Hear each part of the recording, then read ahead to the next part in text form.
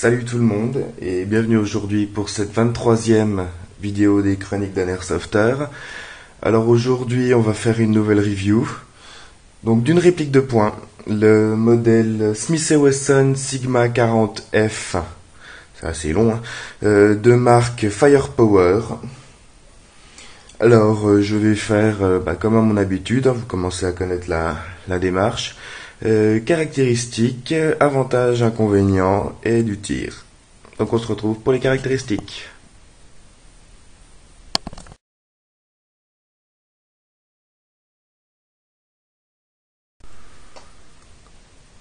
Alors, pour ces caractéristiques, on a donc ici cette réplique Smith & Wesson Sigma 40F. Donc réplique de poing, la poignée. Et toute la partie haute ici est en ABS. La culasse par contre, elle est en métal, avec canon métal et le support de canon en métal lui aussi. On a une réplique de 20 cm de longueur. Le canon fait 95 mm, donc 9,5 cm. Non, je vous prends pas pour des abrutis, hein, je sais que vous savez faire la conversion quand même. Pour un poids de 905 grammes et un prix environ 110 €. Je l'ai vu sur certains sites jusqu'à plus de 200 €.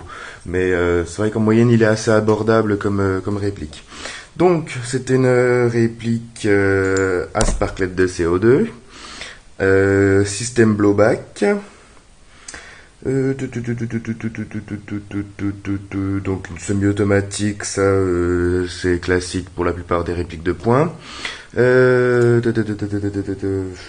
je sais plus ce que je voulais dire. Chargeur. Hop. Deux types de chargeurs différents vous sont proposés. Donc le chargeur normal avec une contenance de 26 billes. Hop. Et le chargeur compensé avec lui une contenance de 38 billes. Voilà. Donc grosse ABS, c'est bon. Il dispose... Oui. On va peut-être pas bien voir là. Ah, on voit pas grand chose. Il dispose d'un filetage pour un silencieux, mais un filetage interne. Donc là, je sais pas si vous voyez, bon, vous voyez sûrement rien, mais le canon est fileté à l'intérieur là pour adapter un silencieux. Voilà. Donc ça c'est bon. Sa puissance. Donc puissance, il est marqué sur les sites en général à 382 fps en 0,12 grammes et 295 en 0,20 grammes. Mais il a été passé au Crony par son propriétaire, que je remercie d'ailleurs pour me l'avoir prêté. Donc il l'a passé au Crony, hop, à 350 fps en 0,20 grammes. Donc ça fait à peu près 1 joule 15, plus ou moins. Donc voilà. Je vérifie que j'ai tout dit sur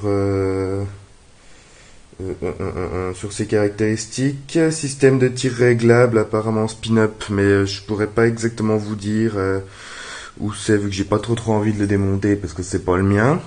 Mais apparemment le système de tir est réglable.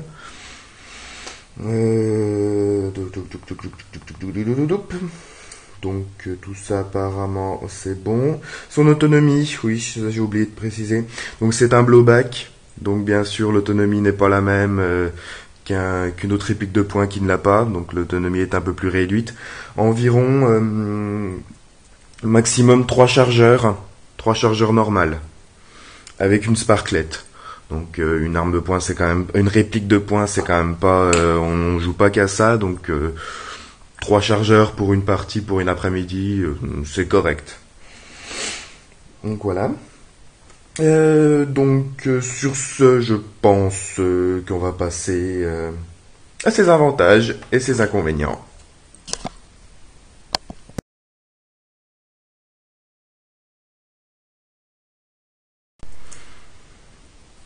Alors, commençons par ses inconvénients.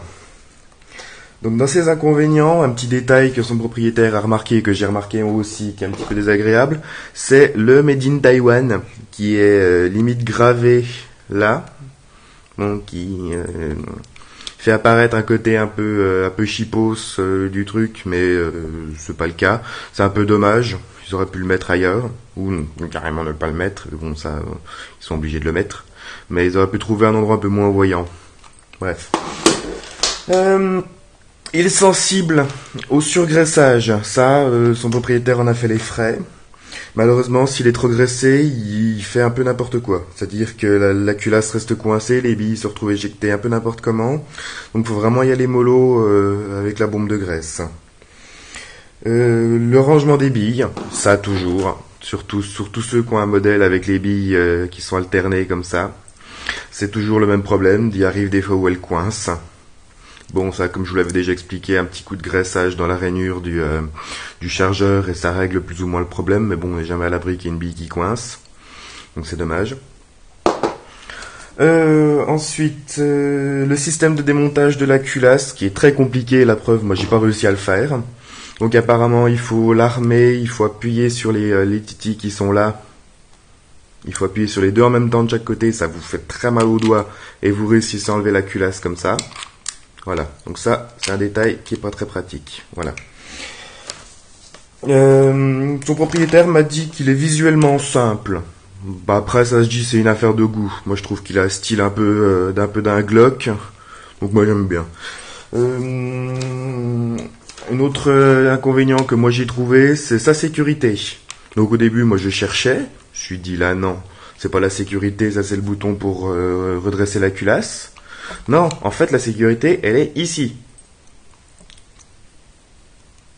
Voilà. C'est ça, la sécurité. Donc, par contre, c'est une sécurité à débrayage, comme sur toutes les répliques maintenant, ça c'est très bien. Mais la sécurité, c'est ça. Donc, je vous dis pas, si vous n'avez pas d'ongles, ou si vous avez les ongles un peu sensibles, vous explosez les doigts à l'ouvrir. Donc ça, c'est pas... je trouve pas ça extrêmement pratique. Mais bon. C'est peut-être quand même pas bien compliqué de mettre un petit bouton à ce niveau-là, un petit bouton poussoir ou ailleurs, quoi. Voilà. Là, c'est un peu n'importe quoi.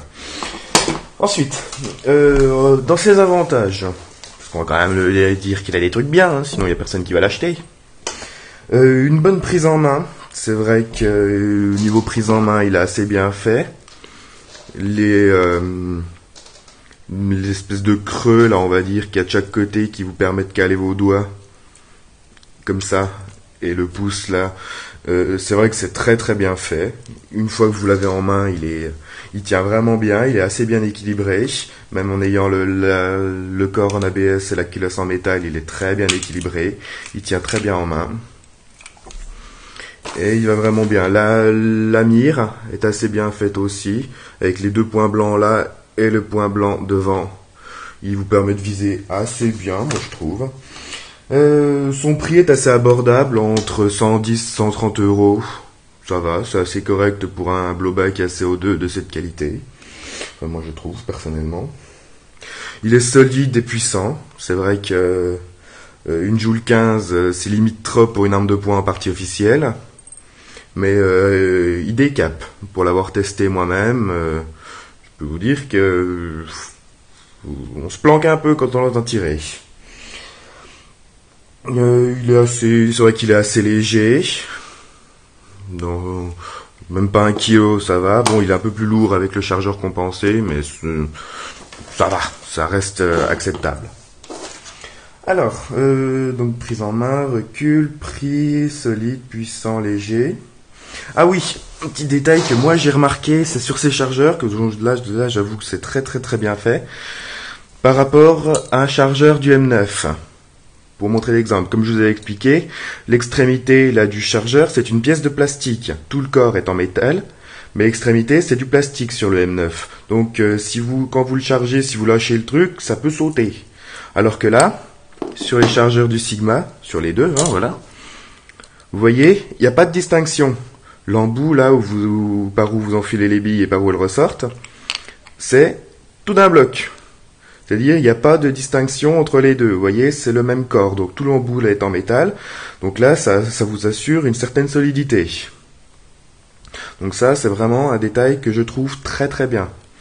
Un autre truc sur le chargeur, c'est que je sais pas si c'est le chargeur compensé ou celui-là qui est fourni d'origine comme ça, mais le système de fermeture, vous voyez, vous pouvez l'ouvrir à la main. C'est c'est une vis, c'est un peu une genre de vis papillon. Vous pouvez l'ouvrir à la main. Bon, bien sûr, il est toujours fourni pour un modèle, pour le chargeur comme ça, avec la clé Allen qui va avec.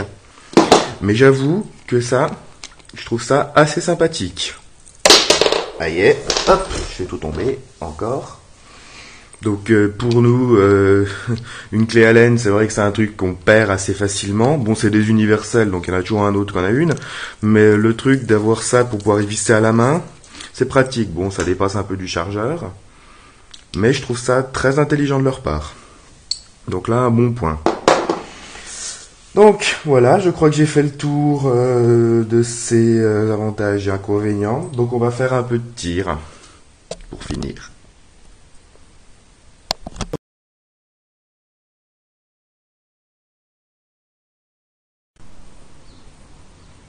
Alors donc, pour le test de tir, je vais me poser à ma fenêtre tranquillement. Alors on va commencer par mettre la sparklette dans la réplique.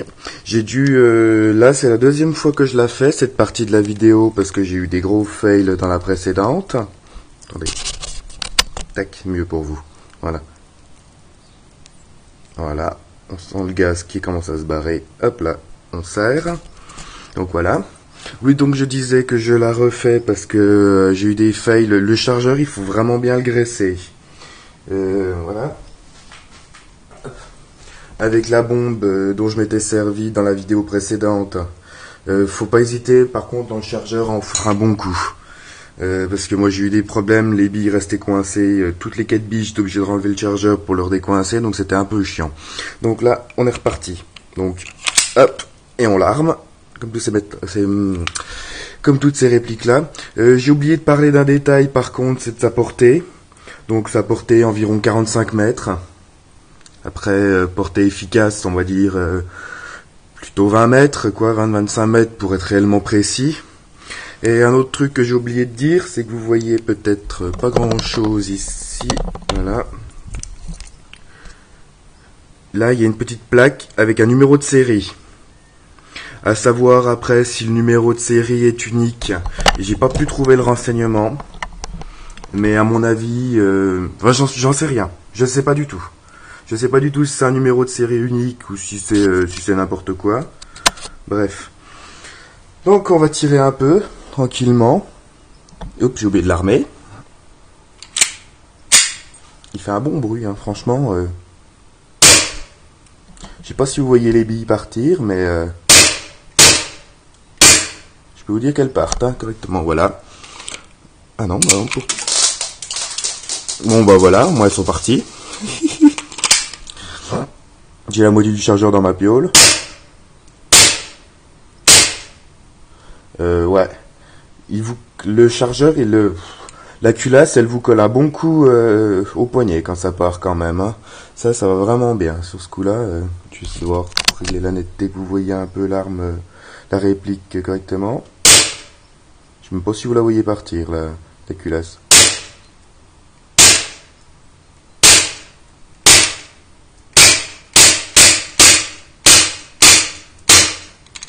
Et voilà.